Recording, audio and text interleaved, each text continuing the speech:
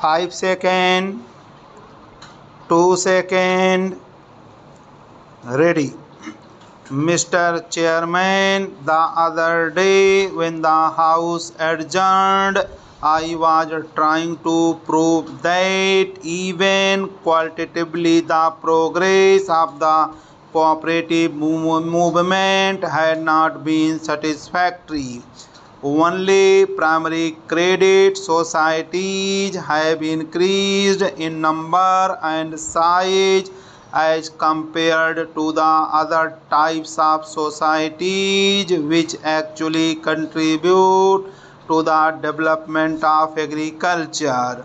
Even the loan advanced by these primary credit societies is not being utilized for the purpose of development of agriculture, but instead it is being utilized in many cases for paying off the old debts and for their day-to-day expenditure, because many of the peasants are so poor and so indebted that the credit given by these credit societies, which is meant for the development of agriculture, is being utilized for other purposes. Madam, when we take into consideration the total amount of credits given by these credit societies and try to analyze the different strata of people who get the greatest advantage of all these credits, it will be realized that the upper strata of society are getting the greater share of the credits advanced by these societies.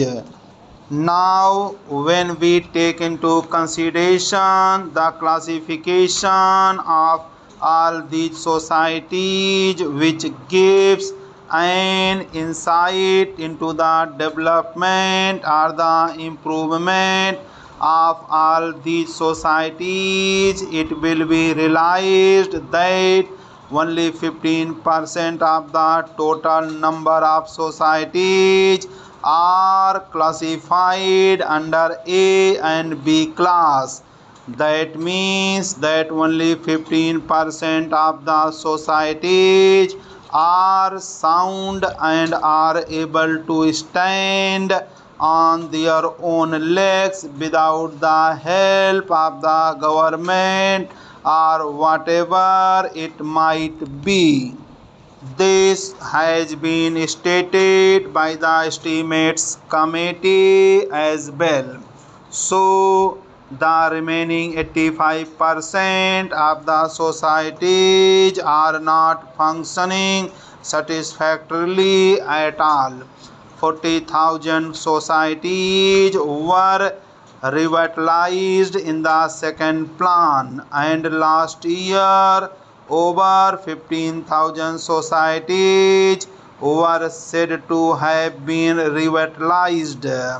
So it means that nearly 40,000 societies in the past 5 years were not able to function properly and were about to be liquidated, and so the government and the cooperative movement had to go and help them and revitalize them.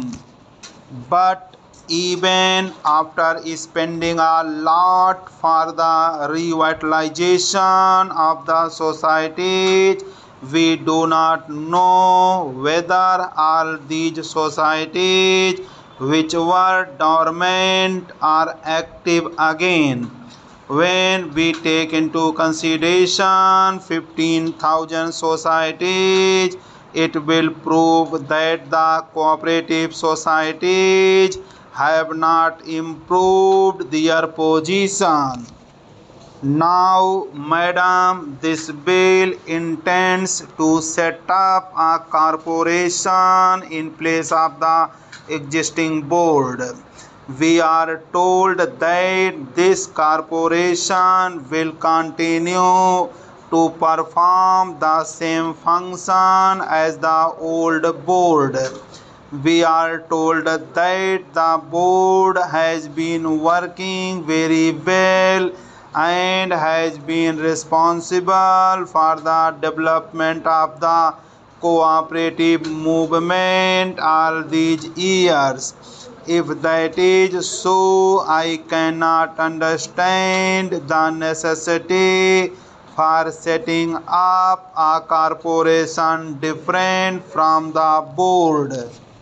If the functioning of the board has been satisfactory, what is the necessity for forming a corporation? What are the other advantages that we are having in forming a corporation?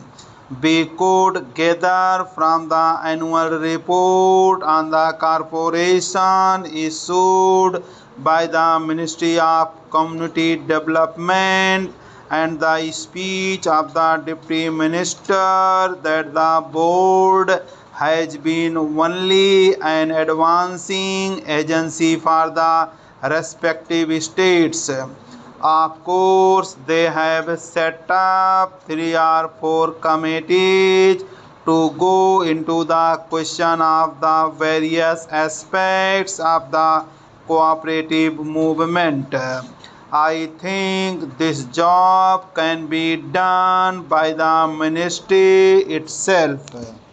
Now coming to the composition of this corporation and of the executive committee as it is envisaged in the bill, it is evident that it is practically riddled with government officials. There is only a sprinkling of non-official representation. I can understand the constitution of the board as it is done by the Ministry of Food and Agriculture.